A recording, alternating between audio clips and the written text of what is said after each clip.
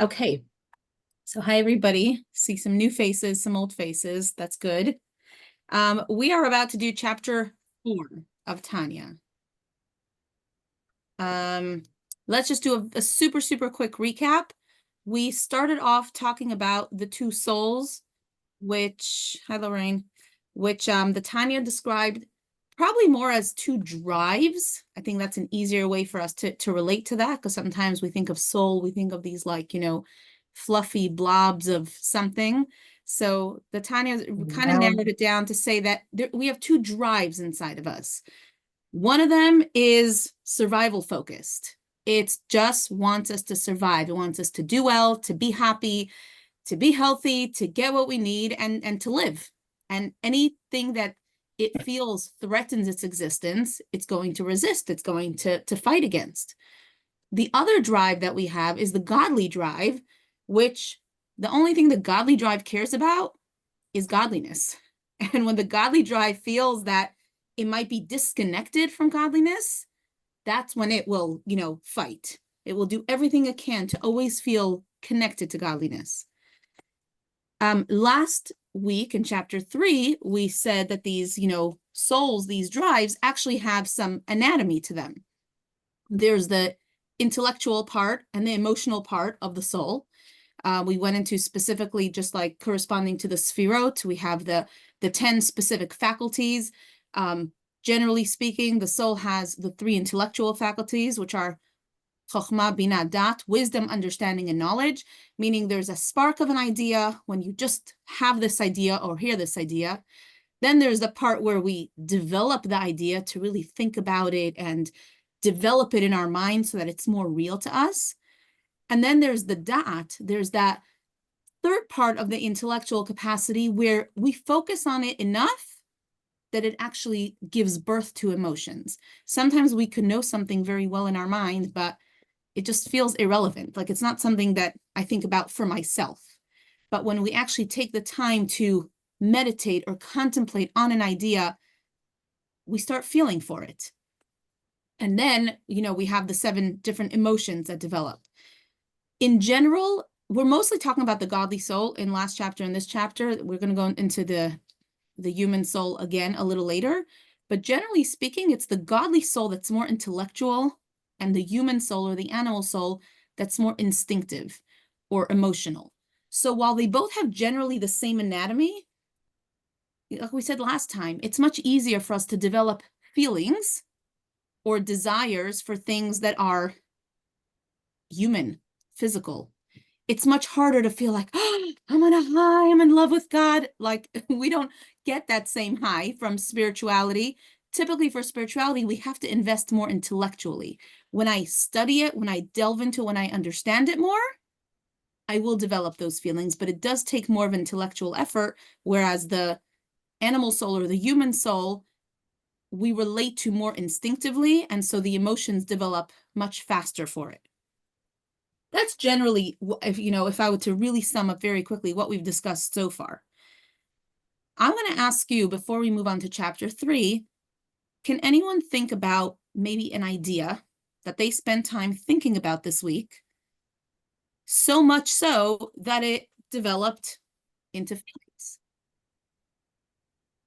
Now, it doesn't have to be something, it could be something spiritual, if you were thinking about a holy concept or a godly concept that you studied and you really, contemplated on it and suddenly you felt for it.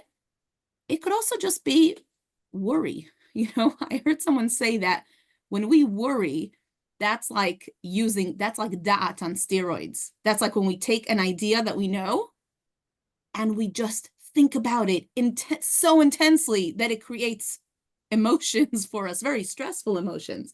But worrying about something is a classic example of taking knowledge, focusing on it so much, probably too much, to the extent that we really feel it.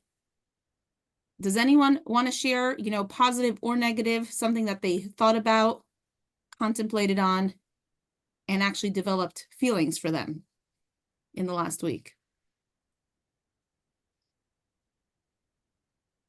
Okay, no brave sharers today. I think that if we think about it, our dot, that power of intellectual focus is very, very powerful. We put so much energy sometimes into thinking about things, and that directly affects the emotional outcome that we have. And it's something it's important to be aware of, and it's interesting to be aware of when we start watching and saying, wait, why do I feel this way? Like, why am I so upset about this? Why am I so annoyed about this? Or why am I so happy about this? Very often we can trace it back to the idea that I've been thinking about this too much, or I've been thinking about this a lot, depending if it's appropriate or inappropriate to have feelings for it. If I'm thinking about it so much, naturally, I'm going to start feeling for it. If it's not an emotion I want to be feeling, or if I want to change the emotion, then Tanya's approach is you have to change your thought pattern. Now, a little hint, something that Tanya tells us actually later on, is that when you're trying to change your thought pattern, the best way to do that is not to say, I need to push this thought out of my mind. Meaning, let's say if I'm thinking about chocolate cake, and I really don't like the fact I'm thinking about chocolate cake because it just makes me crave chocolate cake all day. If I tell myself, don't think about chocolate cake, don't think about chocolate cake, guess what's going to happen? Of course, I'll be thinking about chocolate cake, right? The best way to do it instead is to find something else to focus on, right? Pick up a really good book, get on the phone and talk to someone, like find something else that I can really focus on. And then that will shift my thinking and then naturally my emotions. So we're up to chapter 4. We kind of got an idea of what the soul is and what its, anatomy is like. I want to ask you something else. If we do an exercise now, take a few seconds to think intently about someone in your life. Now, I want you to try to think about them so much that you will awaken or arouse some kind of feeling for them. If it's someone you love, think about them, think about their amazing qualities, and see if you can get to the point that you start feeling it for them. Maybe if it's someone you don't like and you think about how annoyed they make you and you start developing, different feelings for them. Now, if we all do that right now, the person that we're thinking about, do they know that we're thinking about them? No, I mean, not unless they have telepathic, capacities. I could think about them all day long. I could be madly in love with someone or super, super hate them, and they'll never know about it. Why is that? Because it's all here or here, right? It's in my head, it's in my heart. It doesn't have any outward expression. All the emotion in the world remains invisible unless what? Unless I do something about it. When someone tells you, think about you all the time, you have no idea, I love you so much, you mean so much to me, and you're like, great, if you didn't tell me that, I would never know, or maybe I'd never interact with you, you never say anything to me, so I have no idea, right? If I love someone, then I express it. I say something to them, I pick up the phone and I call them, I give them a hug, there is some kind of expression of my love for them that they feel and they know that I'm loving them. If we're talking about the godly soul and we're talking about developing these emotions and feelings for godliness, how do we express them? How do we take these emotions and feelings that we have and translate them into the world of action?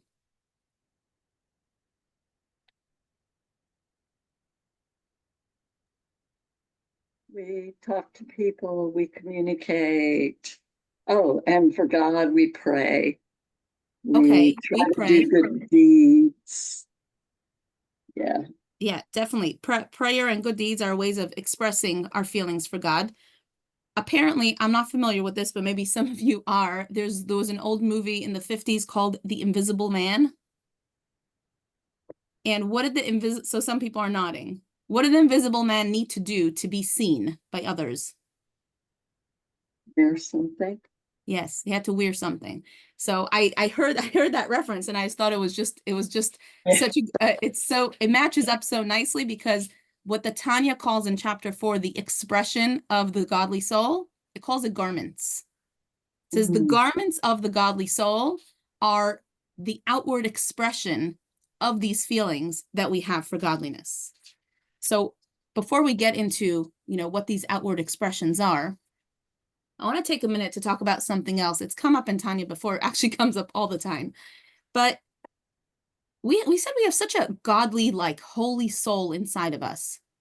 Why in the world would God take a piece of him, a godly soul, and put it into a physical body? But can you imagine the pain for the soul? This is like piece of God. It's the holiest thing ever. It can only relate to godliness. And it's being put into a physical body with physical needs and desires. Why?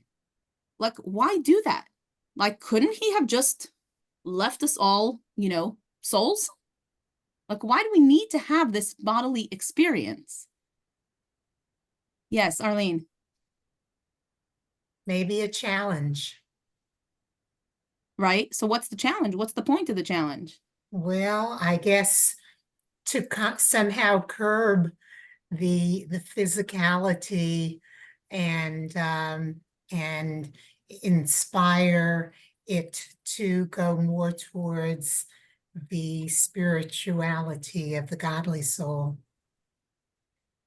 Right. It definitely along those lines. The godly soul, we said, is a piece of God. Now, here's an interesting nuance. In chapter 4, the Tanya tells us it's a piece of God, but it's a piece of God. Meaning when the godly soul inside me, yes, it's part of God. It's like, wow, it's so holy, but it's actually a separate piece because now it's inside my body, right? At this time, it's like God took a piece of himself and put it into me. It's kind of like, if I had to describe it in human terms, maybe I would describe it as, let's say, a mother-child relationship. So my child is a piece of me, like it's my heart beating in another human, right? They're 100% part of me. You can never take away that intrinsic bond that a parent and child have. But at the same time, they're still two separate humans. Just because we're intrinsically connected, it doesn't mean we're going to have a relationship. Right? Sadly, we know of people who are blood relatives who don't have a relationship with each other, because having a relationship is different than being intrinsically connected to the person. So what the Tanya is telling us is that this piece of God, this godly soul, while it was up in heaven under the heavenly throne, it's like it's a piece of God. It's basking in the lights and the glory and the holiness, but it doesn't really have an opportunity to develop a relationship with God. In order for the soul to develop a relationship with God, it needs to separate from its source. It needs to kind of enter its own identity. And now it could start to build a relationship, just like a child. So if the mother's holding the child forever, all the time, the child will always be part of the mother, but doesn't actually have an active relationship. When the child separates from the mother, develops its own identity, their own personality, and then they work on creating love and respect and boundaries and doing actions for each other, we can now express the intrinsic bond that we have through an active relationship. Similarly, God wants a relationship with the soul. He doesn't just want the soul to just be, like a little flame near the big fire. In order for the soul to have a relationship with God, God says, I'm taking the soul, I'm putting it into a body, into a physical world, and now this soul through the body is going to work on developing a relationship with me. Now we can experience the bond we'll always have. Even if this person will never do anything for God, will never think about God, it's like a child who doesn't talk to their parent. The bond still exists. But if we want to make this into a relationship, that could only happen when the soul is separated from God and kind of develops its own identity and can now start creating a relationship. And that's really the reason that the Tanya explains, and it goes into it many times and in the future as well. Otherwise, why did God create humans? He could have had a bunch of angels. Like, we'd all be better at, better. Like, we'd be doing more good stuff, so to speak, as angels if we didn't have human needs and desires, if we weren't living in a physical world. God says, I don't need angels. Like, I have souls and angels. I want these souls in bodies because I want to be able to have this relationship with them that could only exist when these souls are actually embodied. Any thoughts about that?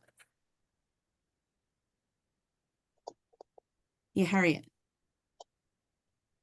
So I thought that God breathed into us and that was the connection that we were, that was the piece of God, and that God shared that with us, and that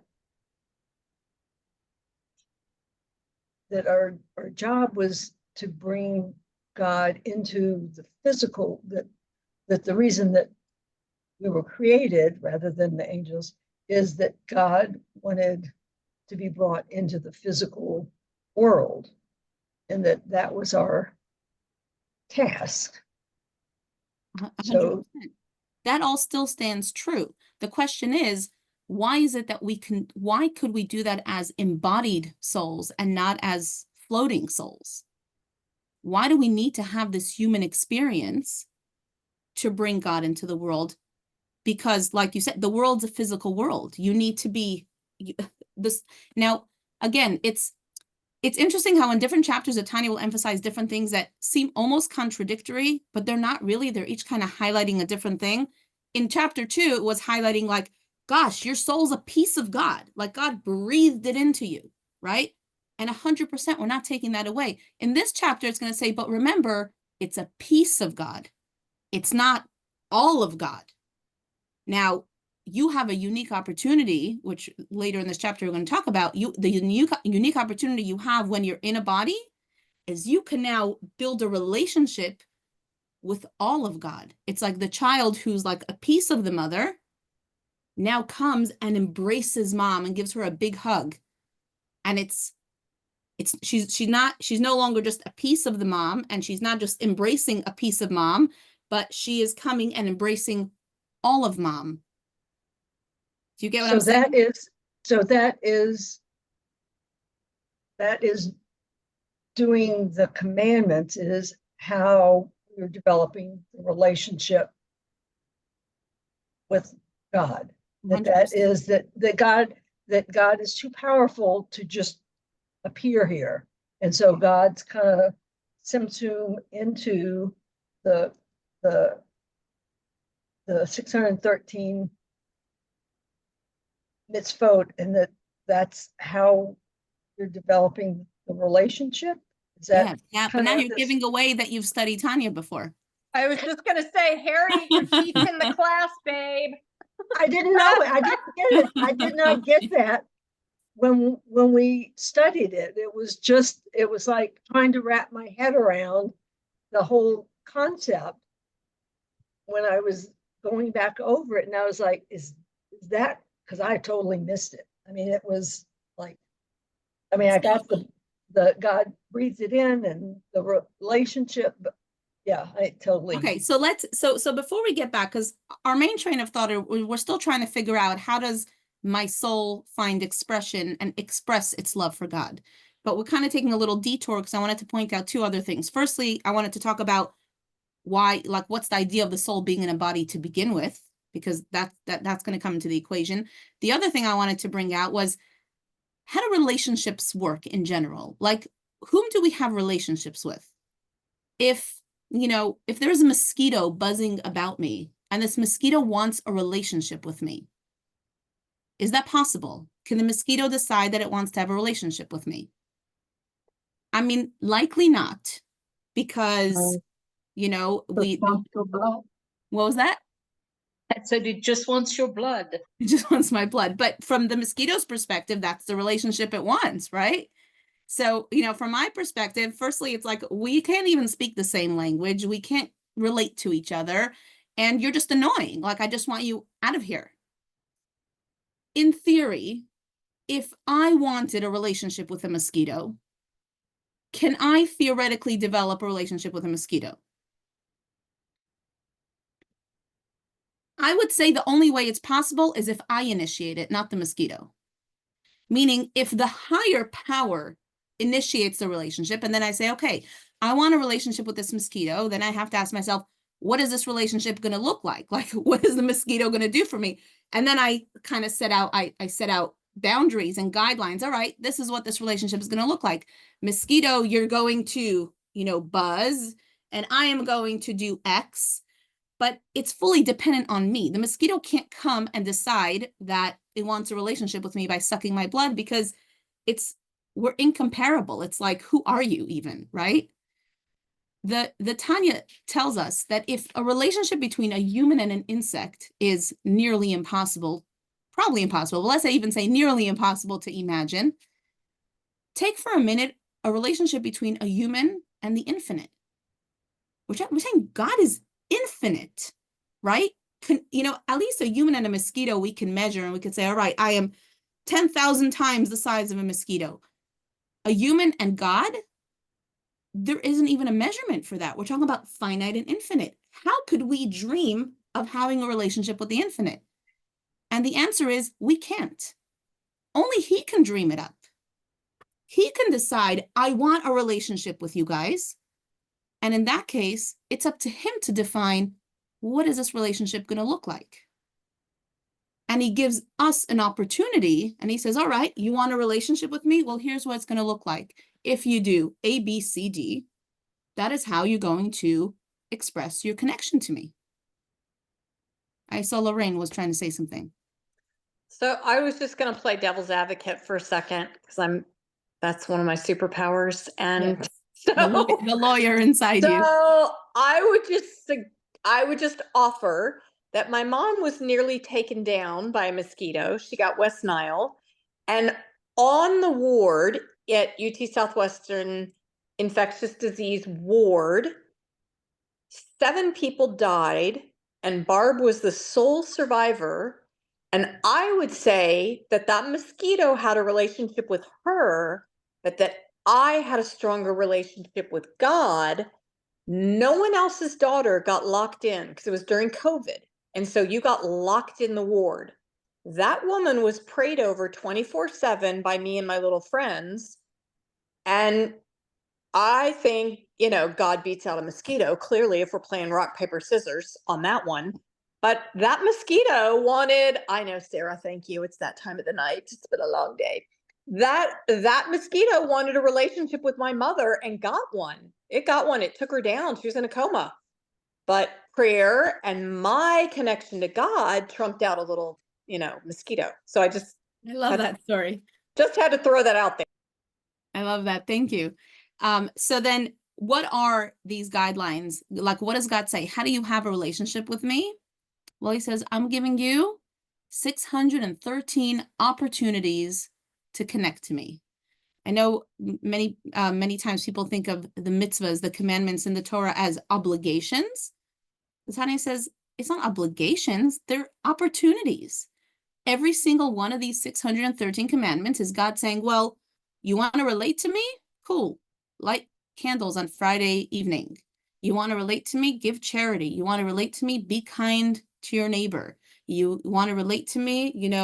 Hear the shofar on Rosh Hashanah. Now, you could say, what does God care? Like, he's infinite. Like, what does he care? I heard the shofar. I didn't hear the shofar. You're right. It doesn't technically have to matter to him, but he wants a relationship with us. And he says, I'm giving you an opportunity. Do this and we'll have a relationship. And so back to what chapter 4 is talking about, we're saying, all right, I have my soul. My soul has thoughts and I develop emotions. Now, how do I express these emotions? How do I, get into this relationship with God? How we express our emotions? Well, our soul wears garments. The garments are what the time, I'm going to pull up a slide in a second. The Tanya says the garments are 3 garments. thought, speech, and action. The way I act, that I think we can all relate to, the way I act, whether I love someone or I hate someone, the way I act is how I'll express the love or the feelings that I have for them. Speech as well, I can express the feelings I have for someone through speech. The one that is a little gray and possibly new for anyone who hasn't studied Tanya before is the thought, because most of us tend to think of thought as like part of the inner part of us and not necessarily the expressive part of us. And the Tanya here tells us, and we touched upon it a little bit last chapter, that we're talking about conscious thought. We're talking about active thoughts, not the thoughts that come knocking on our door, because that's endless. But the thoughts that I choose to focus on, I have the ability to now wear a garment on my mind of thought. And if I spend time thinking Torah thoughts, I am expressing my relationship with God through my thoughts. I have a slide here to pull up. Here we go. So the 3 garments, and I guess we go from like most inner to most outer. The thought is like the innermost of the garments, although the Tanya still describes it as an expression of the soul, a garment of the soul. There's speech, and then there's action, which is obviously the most outward focused.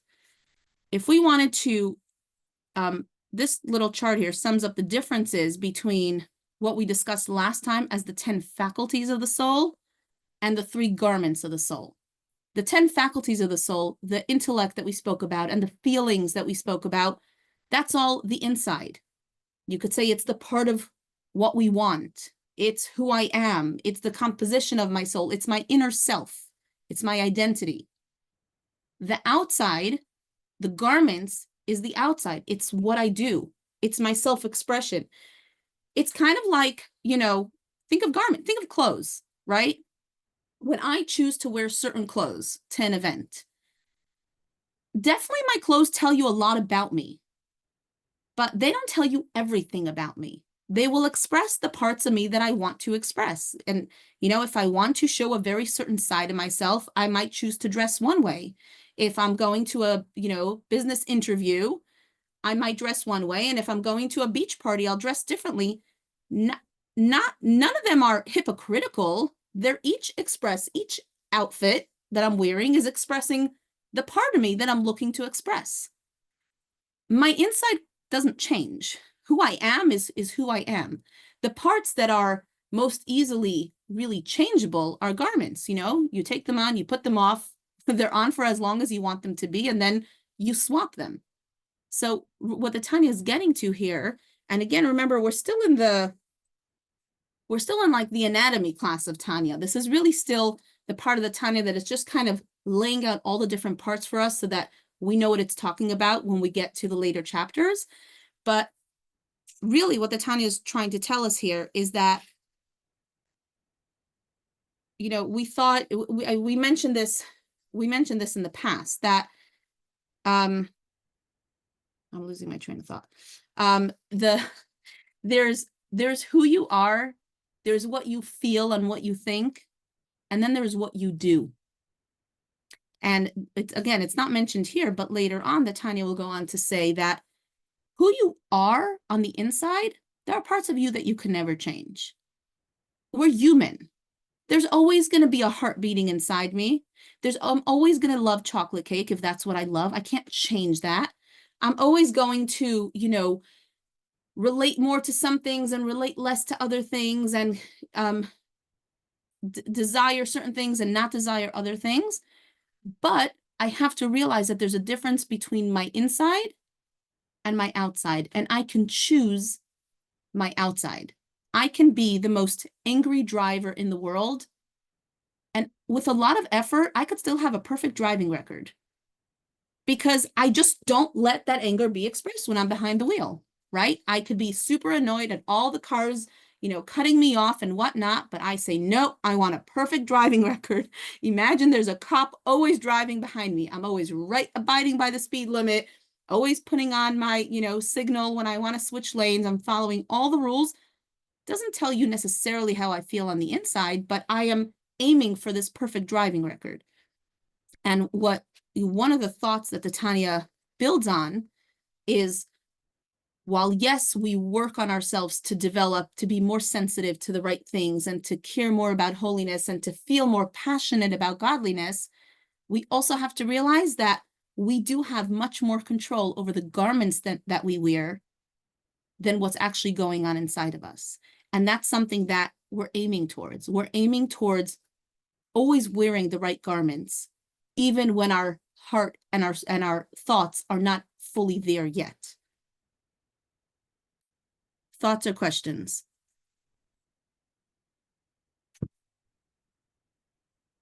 So either that went way over everyone's head, or it was just so simple and boring that no one has any thoughts or questions. Harriet? Are there garments of the animal soul and garments of the godly soul? That's a good question. It's the same garments, thought, speech, and action, but the garments, I can only wear one outfit at a time. So I could choose to be speaking words that are expressing my godly soul, or I could choose to be speaking words that are expressing my animal soul. I can't express them both at the same time. Yes, Arlene. A couple of weeks ago, didn't we learn about the 3 types of people, and that there was one who was just perfection? There was never a thought of anything that wasn't holy and in their behavior. And then there was one who acted in a holy fashion, but perhaps hadn't internalized it and whatever. That's kind of what's coming into my head now, but I don't remember the exact distinctions between them. 100%. You're right on target. The Tanya calls itself the book of the Benoni, the book of the in-betweener, saying it's right. not a book. It's not a book for a tzaddik. A tzaddik is someone who only ever has holy thoughts and feelings. That's not your average person, and that's not who this book is catering to. This book is catering to the average person that has a host of different thoughts and feelings and ideas, but still wants to do the right thing and is looking for guidance. And the Tanya says, just like you said, there are parts of you that you won't have 100% control over. The inside, you won't have. You can work on refining yourself. So you can work on studying more and being more sensitive and caring more and meditating and developing feelings, which is all important. And the Tanya will go into that in later chapters. But the main thing you have to know is that perfection in your garments is attainable, regardless of what's going on inside. And that's the Benoni. That's what we're really aiming for. But I think in order to get there, the first thing we have to do is to make that distinction, to realize who I am is not necessarily the clothes I always wear, right? Just like I wouldn't want someone to look at me, when I'm dressed a certain way and say, oh, I could tell you all about her now. I saw what she looks like. You didn't see the full me. Like, there's so much more to me. So similarly, I need to know that just because I'm acting a certain way on a certain day at a certain time, that doesn't necessarily express all of me. It's expressing a moment. It's a garment I wore for now. And the more I can make that distinction between who I am and what I'm doing, then I can start talking about how do I control what I do, even if I'm not feeling it at the time. But thank you for bringing that up. Yes, Lorraine. So I have a question about the order of this, because I feel like that sometimes we can't always control our thoughts, but we can control the way we speak and the way we act. And so, like, is there, I don't remember, you may have done this, is there like an order that you do these two? Like, just do the actions, even if your brain isn't 100% behind it, even if you don't think like lighting the candles is a big deal, just do the action. Like, is there that same order, that act first, try to speak in this way second, pray in this way second, and then like your thoughts will magically appear? That's a very good question. Definitely the action is easier to control typically than the speech, and the speech is easier to control than the thoughts. I also think the thoughts, remember, it's conscious thought. So it's not necessarily my opinion, right? If someone says, I don't believe in God, like how am I going to change that thought, right? So remember that the other order that we spoke about yesterday, we said that we have to work on our intellect. When we study something and we understand it, we comprehend it, we'll then develop feelings for it, and the feelings will then lead to expression in garments. So thought might be much harder to control from the outside in. That might need to be something that I work more from the inside to control. I'm having a hard time with these thoughts, right? I don't believe this. I don't understand this. It doesn't make sense to me. That's okay. Like you said, if I'm able to control the action, let me control the action. But let me now go to see what can I do on the inside to get to the place where my thoughts do align. Maybe I need to study more. Maybe I know so much and I studied so much, but I never spent that time meditating on it to actually develop feelings for it. If I give myself time and space to develop feelings for it, naturally, it's also going to find expression in my conscious thought. That was a great question. There's a great story. I meant to look up the name before the class, but I didn't have enough time. There's a great story about a child who was terminally ill, and his parents, they called the Make-A-Wish Foundation, or Make-A-Wish Foundation called them and said, what is this child's wish? What can we do for this child? And the parents said that this child was obsessed with golf and was obsessed with a certain pro golfer and would love to be able to come to watch one of his games or to meet him. And I'm sorry that I don't have the names offhand, but you can imagine what this child felt like one day when the phone rings in his hospital room and this pro golfer introduces himself and says, hey, buddy, I want to invite you to come and join me at this, upcoming game. And actually, would you mind? I need someone to help carry my clubs for me. Would you come with me and carry my clubs at the game? And the kid is, ecstatic. It's beyond his wildest dreams. And then if you think about it for a second, you say, how horrible of this golfer. You're going to ask a kid who's sick to carry your clubs for you? I mean, don't you have a million people at your disposal to do that kind of work? Why give it to a kid who's not feeling well? And of course, we all know that the golfer needs the kid to carry the clubs, but he wants to give him an opportunity. And how is this kid going to connect with the golfer? He could come, he could say hi, he could give him a high five or a hug. But if this kid feels like he's an active participant, if he's able to carry those clubs, he feels important, and it's develops his. Now, can you imagine if after the game he invites the kid to come, to the back and says, hey, would you mind making a coffee for me? I'm going to show you how to use the coffee machine. Can you make me a coffee? The kid will feel like $1 million. And again, you could say the same thing. Well, what does he care? Doesn't he have enough people to make coffee for him? But you see that same concept of when you're trying to create a relationship between two very unequal parties. Firstly, you need the higher party to initiate this relationship, and you need that higher party to create the parameters through which this relationship can happen, because the kid on his own can't create a relationship with this guy. Similarly, in our example, if I say, I want to connect to God. I love God, but how? I'll decide that I want to, do something for God. Who said that's what he wants? Who said that's what he appreciates? God is like that pro golfer, and he says, you know what? Light candles for me every Friday. That's going to be an opportunity for you to connect with me. It's Rosh Hashanah is coming up. Make sure to hear the shofar. That's going to be your opportunity to connect with me. So you could say, what does God need me to do? This, that, the other. Can he light 1 million candles if he wants to? Of course he can.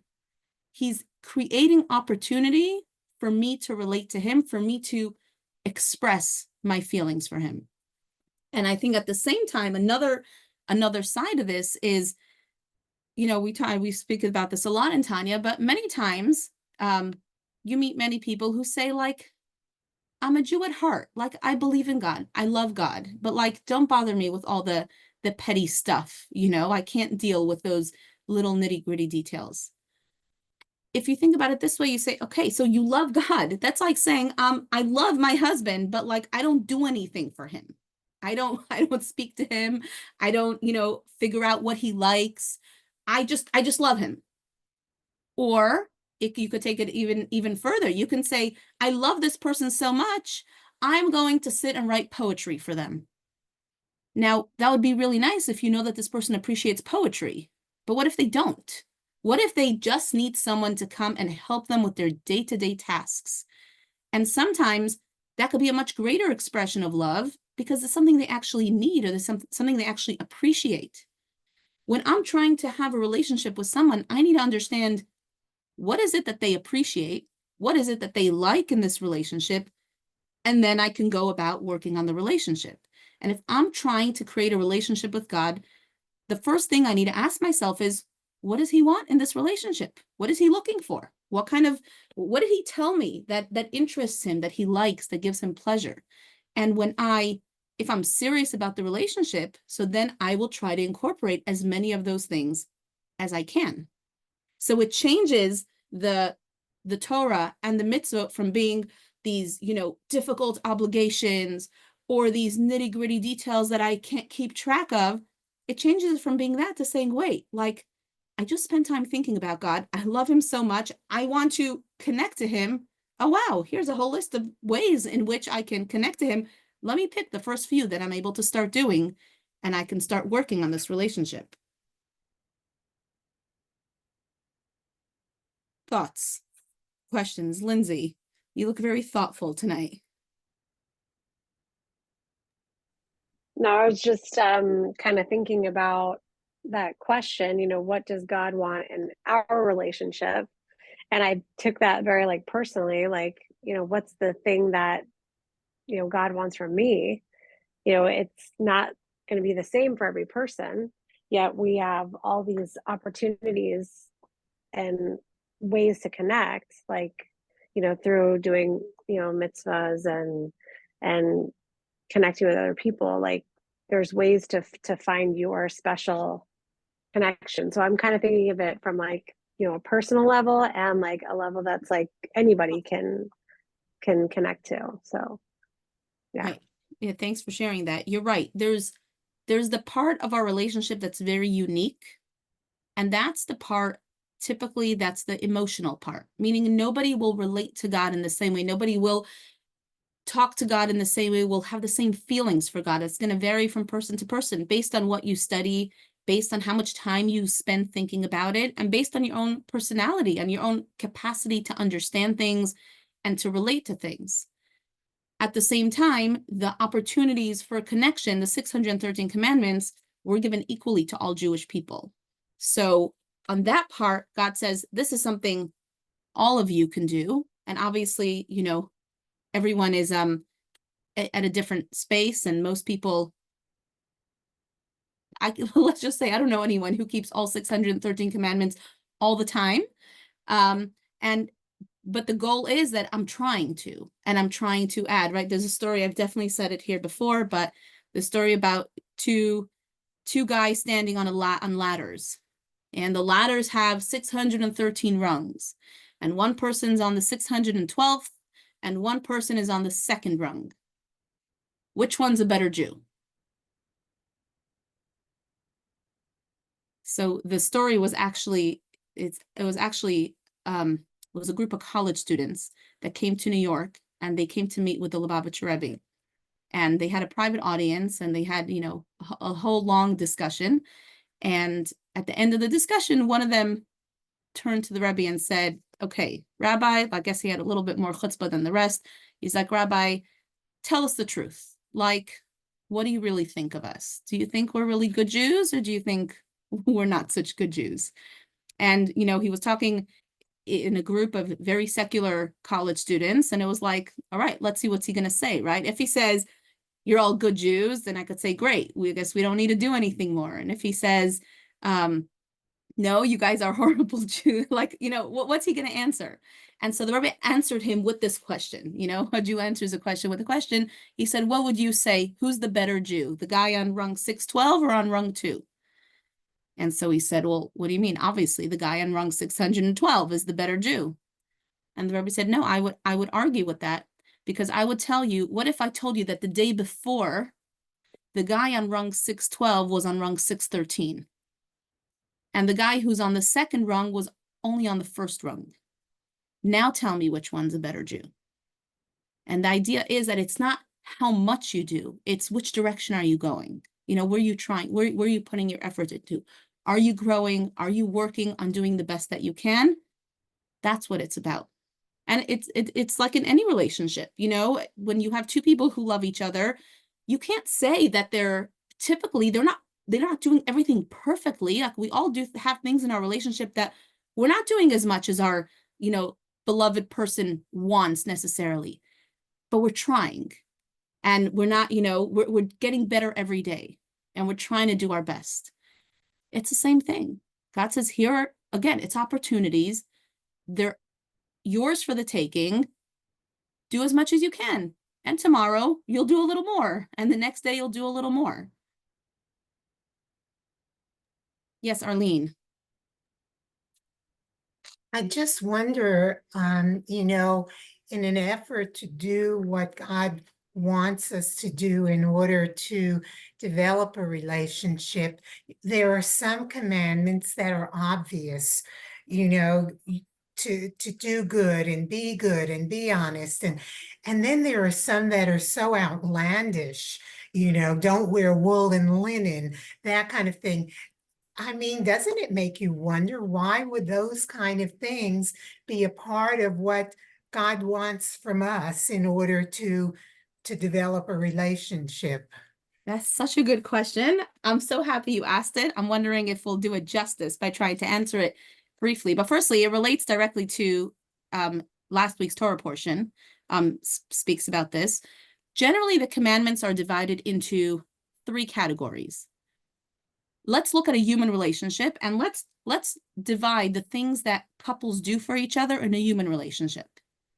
In a relationship, there are the 3 things we do for each other, the 3 types of things. Number 1, there are the things that are just, let's just say, they're just the right thing to do for someone who you care about. We help them if they need help with their appointments. We might clean up after them. We'll, adjust our schedule to fit their schedule. We won't invite people whom they hate to the house. Like, just normal things that make sense that people who love each other will do for each other. That's category A. Category B would be the things that a couple does together or for each other to remember special things in their relationship. Like going out to that certain spot that no one else cares about, but like we care about because that's where our first date was, or certain times of the year, making sure to write them a card because this day is very special to us, because something else happened to us on this day. Certain things that we'll say to each other, or jokes that we'll tell each other that we know will remind the other one of something, that like a very good memory that we share. Those are like the more sentimental things that we do based on our shared experiences. The third category would be, there's certain things that we do for our lovers that we don't like, but we know that they love them. So if I've probably said this before, but if my spouse loves sushi and I hate seafood, I can't even handle the smell of it. I can't walk into a sushi place without feeling just gross. Now, what if for his birthday, I say, guess what? I booked the nicest sushi restaurant in town because I know how much you love it. That's like those, like, oh, that's so sweet. Like, I'm obviously not doing it for me. I'm not doing it because it's something I enjoy, but I'm doing it because I know how much it means to the other person. And we can all think of, different examples, certain things where one person, loves beach vacations and the other one just can't handle the sand. And then they'll go and they'll book a beach vacation. That's like, you could say that's where the romance is. If you wanted to express your deepest romantic feelings for the other person, it's not when I book their appointments and take out the garbage. It's, yes, it's so sweet when I write them a card on their birthday and we go to like our, favorite dating spot. But when I do something for them that they know I really don't like, or makes absolutely no sense to me, I have no idea why he likes his, pickles with chocolate syrup, but he just loves it. I think it's atrocious, but you know what? I make it for him because like he loves it. And that's how I'm just going to express something that I'm doing 100% for him and not for me. If we're going to look at mitzvahs are also divided into 3 categories. There are the mitzvahs called mishpatim, which are mitzvahs that are any civil society would implement. Don't kill, don't steal, be kind, be respectful, kind of like what you mentioned before. The second category of mitzvah is what's called edut, which is mitzvahs that are commemorative. Keeping Shabbat, we commemorate the fact that God rested on Shabbat. Passover, we commemorate, what happened to the Jewish people. Sukkot, different things that happened to the Jewish people throughout history, and we do certain mitzvahs to remember those things. And then there are mitzvahs that are in that third category. Things that God tells us, I want these mitzvahs. They won't make sense to you. I'm not even going to explain to you why I want them, but you should know that these are things that I want. This is a way that you can express your relationship with me. I would say that those are called chukim. They're mitzvot that we don't have any rhyme or reason for. And I would say those are comparable to those romantic things that partners do for each other that just don't make sense to me. So wool and linen is a chuk. Kosher as well, the laws of kosher. Now, the rabbis have come up with a lot of reasons to kind of explain and delve into why kosher could be good for you and why kosher, there's a lot of different reasons for the laws of kosher. But the way the Torah spells out the laws of kosher is without rhyme or reason. You do this because God said, don't mix milk and meat. Even if all the scientific evidence is going to tell us that mixing milk and meat is the best thing we could do for ourselves, the laws of kosher will not change. Another mitzvah that falls into this category are the laws of mikvah, the laws of family purity. You study them, again, we could give a lot of reasons why they're beautiful and why they could enhance a relationship. And there's so much truth to that. But at the end of the day, the law is, God says, this is what I want and this is what I don't want. And that's where the romance is. So while those mitzvahs are the hardest ones to keep because they make no sense, if you think about it like, this is like when I could do something really romantic for God, like to really show that I'm going to do what he wants, even though it makes no sense to me, that's where those mitzvahs fit in. Does that resonate? Yes, Lorraine. So just to ask the next question from what Arlene was saying, it doesn't matter that they don't make sense. Why would an infinite being, see, Lola's even concerned, care about some of those things? Like, I'm just going to use what you said, Arlene, because it's like front of mind, but there's more than that one. There's some that you just go, what, why? So why would an infinite being, like when you lay out the other categories and we go, well, of course we shouldn't murder each other. Of course we shouldn't sleep with someone else's husband. Like you can go down the list of the biggies, right? Or even maybe, the top, I don't know, 100 or whatever. But some of them they defy reason why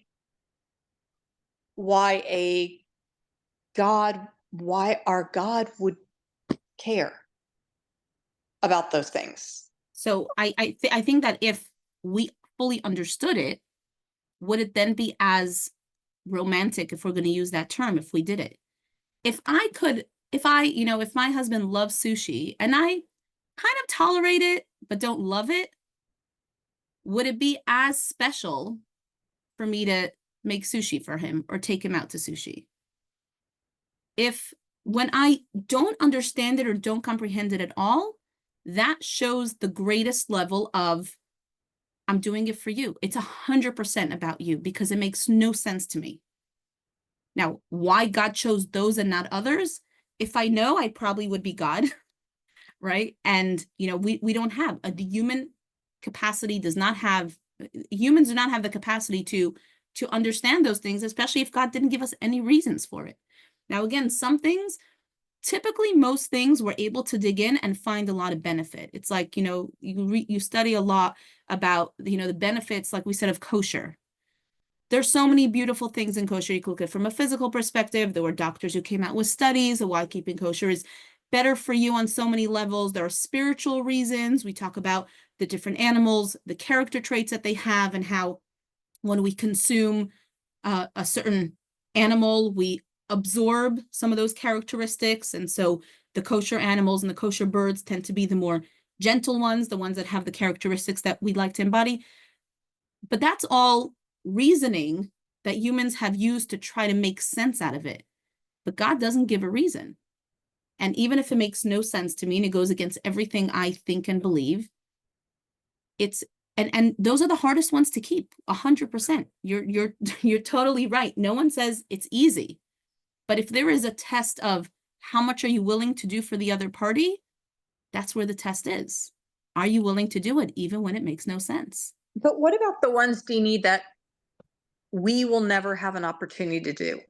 Like, how can it be, and I don't mean this rudely, how can it be held against us if it doesn't ever come into our realm of being? Like, there are some, because I've read all 613, there are some that, like, we won't have the opportunity even to say, no, I'm not going to do that one. That's crazy. Like, we don't, it won't even come into our universe. Well, 100%. We're not held accountable for those. Just like of the 613 commandments, I know we just had this discussion with Harriet the other day.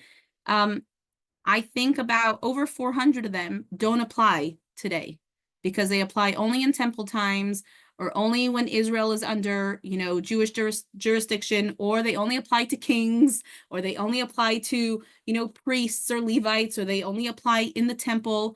So we're not accountable for those. It's not, no one holds it against you. And just like, the mitzvah to return a lost object. If I find a lost object, I have the obligation to return the lost. If I don't find the lost object, then I didn't encounter that situation. So you're right, but it's not, I would say that if we believe in divine providence, where God really guides our steps, those ones that we don't encounter, it's because we're not meant to encounter, and our soul is not meant to engage in those mitzvahs. We have the other 612 or whatever to work with. Yes, Arlene. What about the cases of the fences around the mitzvah? So you have mitzvot, and then you have rabbinical fences that make the mitzvahs that much more difficult to do or not do. Oh, that's such a good question. I wonder if we should hold on it for next time, because I want to do it justice. But you're right. There are the mitzvahs, and then there are the rabbinical fences. But I also think it's in order to answer that question, I think it's important to discuss two things. Firstly, there are fences that are added perhaps in certain communities or by certain people that aren't necessarily broadly applicable to everyone, right? There's certain communities that took on a custom to do X, Y, and Z because they're trying to create a fence around the mitzvah. And then there are certain fences, if you will, that have been adopted into Jewish law that today are part of the code of Jewish law. So understanding where those come from, are they part of Torah? Are they not part of Torah? What makes them part of Torah? Honestly, like any rabbinic mitzvah, the mitzvah to light Hanukkah candles is not written in the Bible. It happened during the story of Hanukkah. So how did that become a mitzvah? So I think that's an important discussion to have separately to try to understand, where do rabbinical, commandments and guidelines fall into the general picture of the mitzvahs. And I think once you understand that, it becomes more clear. The short answer is that some elements are actually part of the mitzvah. They were maybe expounded upon by the rabbis, but they were passed down from Moses. For example, I know already going overtime, the mitzvah of tefillin. The mitzvah of tefillin is very vague in the Torah. If you read in the Shema, it says you shall bind it on your arms, you should bind it near your heart and on your head. It's like, bind what? Like, what are you supposed to do? Should we start, wrapping Torah scrolls around our arms? Like, what's this supposed to look like? Now, we have it passed down in tradition that actually was given to Moses, and Moses then taught it, and it was later recorded in the Talmud and in the Mishnah and finally in the Code of Jewish Law. What are the parameters of tefillin? So someone looking at it might say, well, the rabbis made up tefillin. Like they said, it doesn't say anywhere in the Torah what tefillin are supposed to be like. But if you understand how Torah tradition was passed down, you realize that no, that actually it is a part of Torah that was then explained to us by the rabbis in later generations. That's different than when the rabbis came forward and say, well, because we want to make sure that no one will transgress that mitzvah, we're going to create new boundaries to help us avoid those. So there definitely are a lot of distinctions there. I know we're at 9 o'clock. There was one quick thing that I wanted to mention, or maybe we should go into it next time. Yeah, maybe we'll just go into it next time. As if we're talking about garments and people, typically, who's more important, the person or the garment? The person.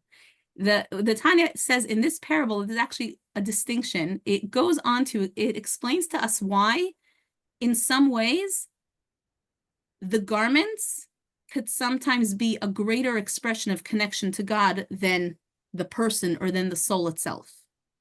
But I feel like we're going to go over too long, so I'll pick that up next time. So remember that we're at the end of chapter 4. Well, we'll finish off this last section of chapter 4 next time. I will say one thing. If you want to take homework for the week, try to, at some point when you feel inspired, Jewishly inspired, you're thinking about something and you feel connected, you feel like you want to be connected, see if you can express that feeling through an action, through a mitzvah. So instead of just saying, oh gosh, God is so good, drop a coin in the charity box, or go and do someone a favor. Like, do something, one of the 613 commandments, to express that emotion that you're feeling. Have a great week, everyone. We'll see you next week. Thank you. That was such a good class. Thank you. Arlene, Bye. Arlene, you asked such good questions tonight. Oh my God, you really enriched this. Thank you. Thank you. Thank you. Good night, everyone.